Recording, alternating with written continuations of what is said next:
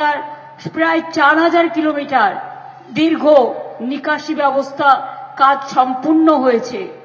লাউদোয়া গ্রামীণ হাসপাতাল এসএনসিউ নির্মাণ করা হয়েছে। মৎস্যজীবীদের জন্য ঘর নির্মাণ করা হয়েছে। এবার যদি আপনাদের আমি বলি, আসানসোল নতুন জেলা কে করেছে? কোন কিয়া হ্যায়? आसनसोल दुर्गापुर कमिश्नरेट कौन गवर्नमेंट किया है?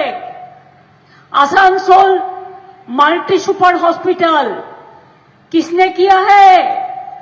आसनसोल ओंडल एयरपोर्ट किसने बनाया है? आसनसोल नजरुल इस्लाम यूनिवर्सिटी किसने बनाया है? ऐसे बहुत सारे काम हैं। आपका पास हमारा जो डिटेल्स चला जाएगा। मैं पहले हमारा खदान में जो मजदूर भाइयों काम करते हैं, हम उसको हमारा अभिनंदन करने चाहूंगी कि इतना धूप में, इतना कष्ट में, इतना तकलीफ उठा के आप लोगों ने खदान से कैला तुलता है, लेकिन इसको मुनाफा और कोई ले जाता है। मैंने कहा था 5-6 साल से कोशिश कर रहा है कि जो खदाना बंद कर दिया और जो प्राइवेट में चालान हो रहा है, आप स्टेट गवर्नमेंट के साथ मिलके एक प्लान करो तो अनऑफिशियल जो है हम ऑफिशियल करके उसको अच्छा से देखभाल कर सकता है। और जो हमारा मजदूर भाई बहन है उसको भी कोई दिक्कत ना हो, उसका परिवार को कोई दिक्कत ना हो, इसके लिए हमका प्रपोजल बहुत दिन से किया है, लेकिन ये लोग नहीं करता।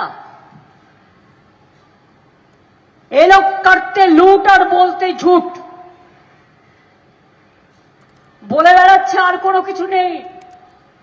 তৃণমূল কংগ্রেসের সবাই নাকি চোর ডাকাত। আমি জীবনে এক পয়সা মাইনে নিইনি অ্যাজ এ চিফ মিনিস্টার। কারো পয়সা এক পয়সা চা খাই না, আমাকেও চোর বলে। এরা হচ্ছে নগ্ন শব্দের অধিকারী। এদের ভাষা নগ্ন ভাষা। এরা হচ্ছে মধ্যরাতের তাণ্ডবকারী। আর বিজেপি দল এখন নামটা কি হয়েছে জানেন? বিজেপি পার্টির সাথে মিলিত হয়ে আমরা বলছি বিজেপি ভ্যানিশ ওয়াশিং মেশিন। ভোটকে পুরো ওয়াশিং মেশিনে ঢালে দিয়ে এসআইআর এর নাম করে মানুষের নাম বাদ দিয়ে দিচ্ছে, অধিকার বাদ দিয়ে দিচ্ছে। এর মধ্যে হিন্দু আছে, মুসলিম আছে, শিখ আছে, ইসাই আছে, ট্রাইবেল আছে, মতুয়া আছে, নমশূদ্র আছে, সবাই আছে, মাথায় রাখবেন। রাস্তা থেকে আদালত এরা আগে বলেছিল কি 1,20,00,000 নাম আমরা বাদ দেব। আমি সংখ্যাটা আপনাদের মিলিয়ে দিচ্ছি। 58 লাখ প্রথম ফেজেই বাদ দিয়েছে, যেটা এখনো খোলা হয়নি চ্যাপ্টার। আর তারপর লজিস্টিক্যাল ডিসক্রিপেন্সির নামে প্রতিদিন বিজেপির নাম ঢুকিয়েছে আর অন্যদের নাম কেটেছে। সেখানে 60 লাখ মানে কত হলো? 60 120, তাই তো? 58 আর 60 কত হয়? 118।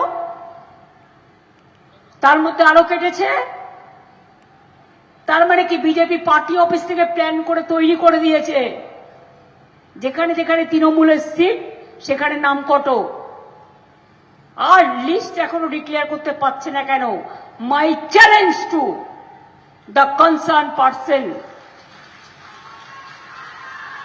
if you have the guts, why don't you supply the list even to the journalist?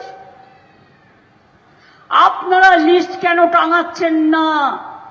অ্যাডজুডিকেশনে যাদের নাম আছে, এটা হয়েছে তার কারণ রাস্তা থেকে সুপ্রিম কোর্ট পর্যন্ত লড়াই করে বের করে এনেছি এবং তার জন্য এখনো মনে রাখবেন যা হয়েছে 27 থেকে 29 লাখ আমি জানি না পুরো, কোনো পার্টিকে দেয়নি, কোনো প্রেসকে দেয়নি, কোনো বুথে টাঙায়নি, কোনো ব্লকে টাঙায়নি, কোনো জেলায় টাঙায়নি, লুকিয়ে রেখে দিয়েছে। छुपा रुस्तम, पर्दा का पीछा में क्या है, पब्लिक को तो मालूम होना चाहिए। এই জন্য বলি, শুনছি 40% বাদ দিয়েছে, 60% তুলেছে। 60%ও যদি তুলে থাকে সেটা আমাদের ক্রেডিট, আমাদের সুপ্রিম কোর্টের লড়াই করার জন্য এবং রাস্তায় পড়ে থাকার জন্য।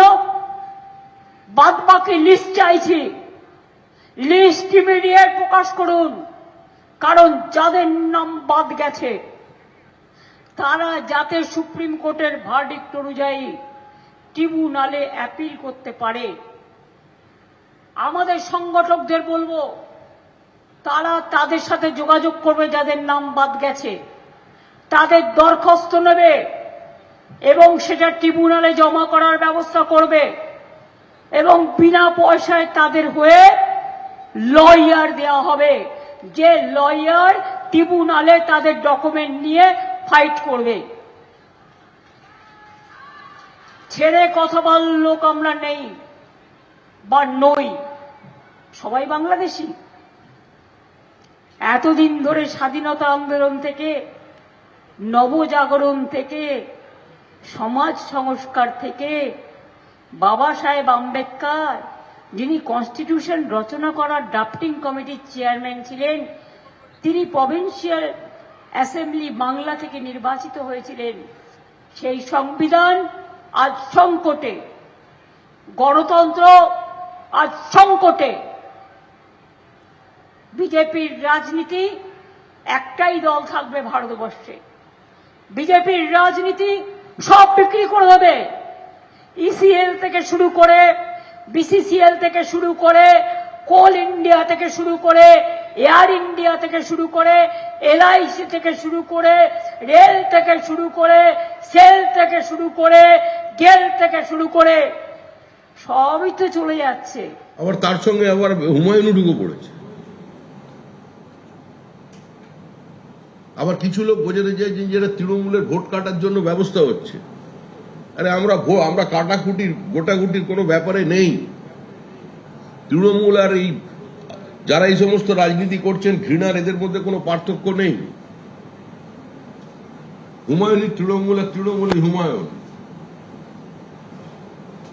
হুমায়ুন তো অ্যাকচুয়ালি বলছেই যে উনি যা কিছু করেছেন মুখ্যমন্ত্রীর নির্দেশে করেছেন, আর তৃণমূলও বলছে যে হাম বনে তুম বনে এক দুজে কে লিয়ে।